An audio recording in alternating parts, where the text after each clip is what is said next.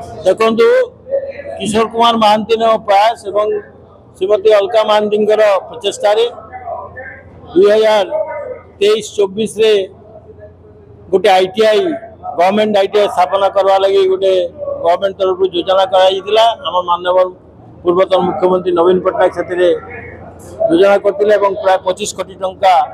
से योजना कराइला बजेट कराइला से प्राय 7.5 कोटी टंका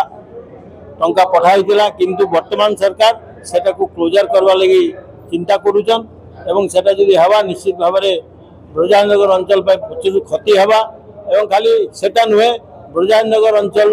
प्रभुत उन्नतिमूलक कार्य को से करूना यथा बेलपार रेलवे स्टेशन एवं कोल कॉरिडोर